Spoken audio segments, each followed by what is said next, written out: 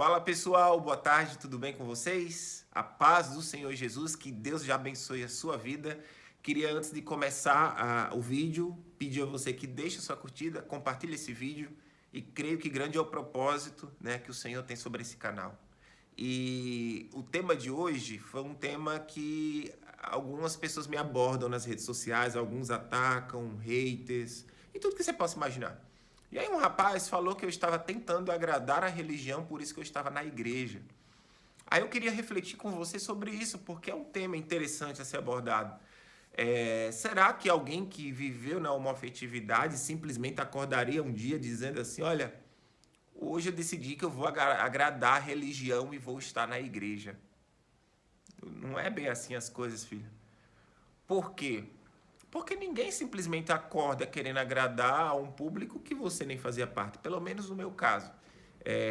Eu fiz a igreja católica quando eu tinha 11 anos. Fiz o catecismo. E depois disso, nunca mais me envolvi em igreja. As pessoas até me convidavam para ir na igreja, né? Até nesse meio tempo que eu vivi na homossexualidade por 12 anos. As pessoas me convidavam, mas eu era resistente a querer ir na igreja. Eu falava, não, eu vou na casa de fulano, de Beltrano, um outro dia a gente vai. Eu sentia uma inquietação e eu nunca me permitia conhecer uma igreja protestante, por exemplo. Só que aí, a minha experiência com Jesus foi pessoal. Jesus já falava comigo antes mesmo de eu estar ou de conhecer a igreja protestante. Eu lembro que em 2010, e eu me assumi como homossexual em 2008, 2007, 2008. Em 2010 eu vim morar em Vinhedo, São Paulo. Saí de casa dos meus pais e vim para Vinhedo. E simplesmente uma mulher na rua olhou para mim, que eu nunca vi, e disse assim, olha, quando a gente tem um chamado da parte de Deus, a gente pode ir para qualquer lugar, mas nada vai dar certo. E aí eu não entendi muito bem, mas recebi essa mensagem e por algum motivo ela ficou guardada no meu coração, né? E aí, um ano depois que eu saí de Vinhedo e vim morar aqui em Campinas, eu lembro que eu tive um sonho, uma visão, numa madrugada, que eu estava em cima de um muro e eu via um homem de veste branca, com cabelo comprido e barba, e ele tinha um olhar muito assim de misericórdia, parecia que ele dizia assim, segue-me com o olhar dele. Eu acho muito interessante porque nessa série, a série The Chosen, tem uma passagem ali que Jesus fala com Mateus, né? Que era um pregador, um cobrador de impostos, desculpa. E Jesus simplesmente faz um olhar para ele muito profundo e diz assim, segue-me. E simplesmente Mateus, do jeito que ele estava ali, ele saiu e correu atrás de Jesus e seguiu a Jesus, né? E aí eu acordei simplesmente sem entender. Eu falei, ué, eu vi Jesus hoje, sonhei com Jesus, Jesus me chamava. Aí eu acordei, fui pro ponto de ônibus, sentei atrás, né, do motorista ali, do micro. E aí não tem aquelas imagens de Jesus, assim, aquelas católicas, né? E simplesmente eu fiquei de frente da mesma forma que o sonho. Eu até fiquei impactado. Eu falei, uau, Jesus de novo aqui? E simplesmente Jesus já estava falando comigo. E aí, depois de quase 10 anos depois, uns 8 ou 9 anos depois, foi quando eu tive a minha experiência pessoal com Jesus Cristo. E antes de ter essa experiência, eu só tinha ido umas 2 ou 3 vezes na igreja, Nazareno Central, que é a qual eu congrego aqui em Campinas. E gostei muito da igreja, o louvor é muito bonito, fui muito bem recepcionado. Enquanto homossexual, em nenhum momento as pessoas da igreja me maltrataram ou tiveram algum tipo de preconceito, pelo contrário. E a minha experiência não foi nem em casa, nem na igreja, foi em casa. Eu simplesmente comecei a buscar oração pelo YouTube e simplesmente um dia eu estava no chão de casa com fone de ouvido e eu muito cansado da vida que eu tinha, porque a homoafetividade não é uma vida fácil. As pessoas dizem assim, sai do armário e seja feliz, mas não é bem assim, não caia nessa, porque o mundo gay é muito competitivo, é um meio que é muito preconceituoso, sim, e é um meio que você pode até fazer alguns amigos, mas é uma vida muito atribulada. E você vai passar por muitos conflitos emocionais, por às vezes até gostar de algumas pessoas e a realidade não ser bem essa, né? Porque eu já até tive pensamentos lícitos, né, por alguns rapazes. Só que o padrão de vida ali, os princípios e os valores desse ambiente, eles não têm nenhum tipo de fidelidade, né? Então, a pessoa que tem um coração até puro, ele pode acabar se corrompendo, que foi foi o que aconteceu comigo. Eu falei, é, tentei ter algo real, mas as pessoas só querem de uma forma equivocada, tipo, eu só quero ficar. Então, fiquei com você hoje, fico com outra amanhã. E tem amigos meus que dizem assim, figurinha repetida não completa álbum, né? Então, no mundo gay, é um mundo muito, como poderia dizer? Nesse sentido, não existe muito uma moral, você pega geral, é basicamente isso.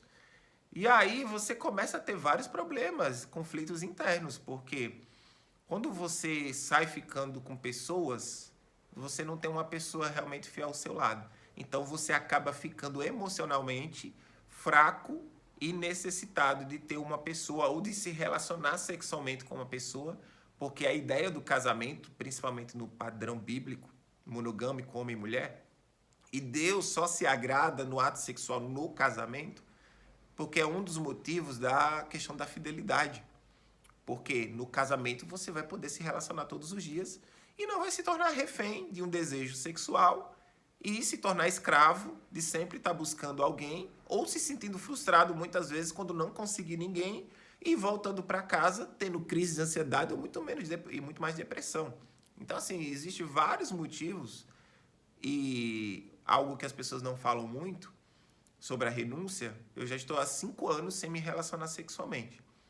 Então, eu estou muito mais feliz, a minha vida progrediu muito mais, a minha mente funciona muito mais depois que eu abandonei pornografia, desde que eu abandonei de estar me relacionando sexualmente com outros rapazes, porque aquela vida e aqueles valores iriam me levar para um caminho mau. Automaticamente a renúncia trouxe muitos bons frutos para a minha vida. Tanto consequentemente que hoje eu perdi o desejo por homens. Eu não me sinto mais atraído e a vontade que reina no meu coração hoje simplesmente é de casar, ter filhos e constituir uma família e viver algo real, né? E tudo isso que eu estou explicando para vocês foi de um princípio básico da minha experiência com Jesus. Não foi por um ato de religiosidade, porque eu quis agradar a igreja. Simplesmente quando eu me encontrei em casa, no chão, escutando um fone de ouvido, uma oração, se eu entregava a minha vida a Deus, eu falei para Deus que eu estava cansado da minha vida. Problemas no trabalho, a vida homoafetiva que era terrível, longe da minha família, sem saber que direção tomar na minha vida. E foi nesse momento que eu falei para Deus que eu estava cansado e entregava a minha vida para Ele, em casa. E foi simplesmente nesse momento que eu senti um calor me envolver o meu corpo em casa e meu corpo formigou dos pés à cabeça. Foi uma ação assim sobrenatural, espiritual, se você quer acreditar ou não, aí já é outra coisa. E é tão interessante porque hoje eu estudo teologia, né? Estou no 2º ano do curso de teologia.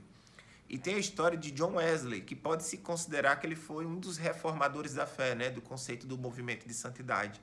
E ele alega a experiência dele sobre o termo coração aquecido, que o corpo dele estava em chamas quando ele escutou uma pregação do Martinho Lutero e que o corpo dele formigou dos pés à cabeça. E eu fiquei muito impactado, porque é a mesma experiência que eu tive sem eu conhecer essa história. Logo há 4 anos atrás, quando eu aleguei que... 5 anos atrás, quando eu aleguei que tive essa experiência, foi a primeira coisa que eu relatei para uma amiga que já era cristã. Ela até ficou impactada quando eu falei isso. Então, como que a minha experiência se revela na vida de outra pessoa e conheci outras pessoas que tiveram a mesma experiência. E simplesmente eu comecei a conhecer de uma graça transbordante, a depressão que eu tinha sumiu, o vazio que eu sentia também sumiu, nunca mais eu tive problema com isso. Comecei a sentir uma paz, que esse dia todo entendimento, o mundo ficou mais claro, de uma forma progressiva, depois de 6 meses. Eu fui vendo que me relacionar com outros rapazes, aquilo não trazia mais sentido para a minha vida, ao ponto que eu escutei a voz de Deus falar comigo em casa, que eu tinha que tomar uma decisão se eu quisesse caminhar com Ele. E aí eu fiquei muito impactado e confrontado, né? E o Espírito Santo é aquele que nos convence do pecado, do juízo e da justiça de Deus. Ele simplesmente me fez acordar com algo que eu já tinha visto, né, no tempo da vida homoafetiva. E eu acordei para isso, né? O ponto de a maioria dos homossexuais tem uma vida bem solitária. E eu já tinha 30 anos, tentei alguns relacionamentos e nunca deu certo. Alguns amigos que são mais velhos, sozinhos, tendo que se pagar para se relacionar sexualmente com os rapazes mais jovens, tendo problema de crise de ansiedade e depressão. E muitas outras histórias até de rapazes que tinham deixado de ser homossexual, eu já tinha ouvido falar antes de me converter. E aí, o Senhor praticamente bradou no meu coração, na minha vida. Eu tenho algo novo para você. Eu tenho um novo plano, eu tenho um plano para você. Então, eu comecei a ver que a vida que eu tinha não fazia muito mais sentido. Mas eu comecei a sentir de uma graça irresistível, uma vontade. Parecia que eu olhava para o céu e eu via Jesus. Cara, eu chorava de alegria. Eu comecei a ter experiências, realmente, de escutar audivelmente a voz de Deus. E um dia ainda vou fazer um vídeo falando sobre isso. E foi essa minha experiência espiritual, real, audível, de escutar a Deus e de o Espírito Santo me levar à igreja. Ao ponto que no meu peito parecia chamas e uma vontade e uma voz dizendo: batiza nas águas. Batizei nas águas e o dia do meu batismo foi o dia do Orgulho Gay de Campinas, né? E foi muito interessante, porque o batismo ele representa o quê? O arrependimento do pecado e a confissão pública de Cristo, né? E era eu descendo em direção à igreja e todo mundo subindo para a parada. E a Bíblia nos diz que devemos andar na contramão do mundo. Então, desde então, né, me batizei, estou na igreja. Já tem 5 anos que eu renunciei a uma afetividade e 4 anos batizado nas águas. E o que eu digo para você? Eu estou na igreja? Estou. Especificamente pelas pessoas da igreja? Não, por causa de Cristo. E eu me motivei por uma experiência pessoal. E a minha experiência se revela na própria palavra de Deus, antes mesmo de eu ler a palavra de Deus para alguém dizer que ela vai celebrar. Mas não é não, filho. E simplesmente eu tive muita paz com toda essa decisão pessoal que eu tomei. Ninguém teve nenhum tipo de influência com a minha decisão, não. Pelo contrário. Eu que peguei os meus pezinhos, fui até a igreja, bati a porta lá da igreja, né? Entrei lá, falei com a irmã que eu queria fazer aula de batismo, fiz a aula de batismo e hoje estou na igreja desde então. E Deus colocou o desejo no meu coração. Hoje eu quero casar, quero ter filhos, quero viver uma vida para a glória de Deus. E isso tudo foi uma experiência com Jesus Cristo. Quem convence o homem é o Espírito de Deus. Então não tem essa que alguém que foi homossexual ou qualquer outra área que a pessoa possa ter vivido na vida, seja hétero ou homo, que alguém simplesmente vai acordar e decidir agradar homens. Isso não é real. Somos chamados para adorar a Deus. Fomos criados para adorar a Deus. Então simplesmente vamos agradar a Deus. Não devemos agradar homens. Não devo estar na igreja por causa de homens, mas sim por Cristo Jesus. Então é isso que eu queria deixar muito claro. E a história de muitos outros homossexuais, como Keith Lares, que acho que é Carlos o nome dele, né? Não vou lembrar, Emanuel. Isso mesmo, é Emanuel. Ele teve uma experiência pessoal.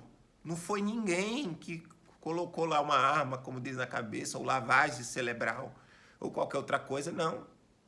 Foi o Espírito de Deus que bradou o coração dele e ele sentiu paz na decisão dele de destransicionar. A mesma coisa eu senti paz em não viver mais a homoafetividade e encontrei felicidade longe da homossexualidade. E tanto quanto hoje quero viver minha heterossexualidade. Então, é muito lindo, é muito perfeito o poder de Deus de convencimento, que o único capaz de convencer e transformar a mente de um homem é Jesus Cristo. Então, o que eu queria dizer para vocês é simplesmente isso. E existe um texto em 1 Coríntios, capítulo 6, do versículo 9, quando ali diz que alguns que foram adúlteros, alguns que foram idólatras, alguns que foram efeminados, que aí está no grego, tanto quanto ativos e passivos, como acernokoitai e malakoi, foram mudados pela graça de Deus na cidade de Corinto. Então, teve pessoas que viveram na homoafetividade, que deixaram de ser homossexuais e se transformaram em uma nova criatura e se tornaram filhos de Deus. Então, o texto, a Bíblia diz que houve pessoas mudadas nessa área pelo próprio Deus. Então, queridos, a gente vive realmente o Evangelho. O Evangelho se revela até nos dias de hoje. Porque a palavra de Deus diz, céus e terras passarão, mas a palavra de Deus permanecerá. A Bíblia diz que ele é o mesmo Deus de antes, o mesmo Deus de hoje, o mesmo Deus de sempre. Ele é o Deus de Abraão, de Isaac e de Jacó. E o Deus de Paulo. Ele é o mesmo. Ele efetua milagres até nos dias de hoje. É que a gente, geralmente, tem muita incredulidade no coração. Eu vivi essa experiência sobrenatural de Deus. O Emanuel, Kit Lares também. Tanto quanto os outros homossexuais que tiveram vida transformada e renunciaram. Estão aí, alguns casados, outros não. Mas estão vivendo uma vida para a glória de Deus. Uou! Deus é bom, então creia que com esse vídeo, se você se encontra numa homoafetividade, Jesus quer te salvar, ele veio com esse propósito, ele quer transformar a sua vida, assim como a minha, como de muitos. Né? E o propósito do Evangelho é esse. Se o Evangelho não te leva a ter uma transformação de vida, querido, você não está vivendo o Evangelho. 2 Coríntios capítulo 5, versículo 17. Quando estamos em Cristo, nova criatura somos. Eis que as coisas velhas se passaram e tudo se fez novo. Querido, viva o novo de Deus na sua vida. Não escolha migalhas, não queira o pouco, mas queira o muito de Deus na sua vida, porque Ele tem um plano perfeito na sua vida. Ele te chama a viver um grande propósito.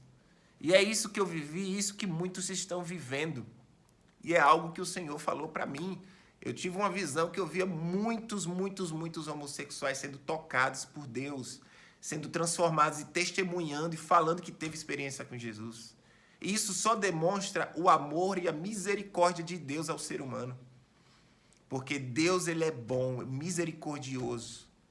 E nos céus, querido, vai ter muitos homossexuais tocados e transformados pela graça de Deus. Aleluia!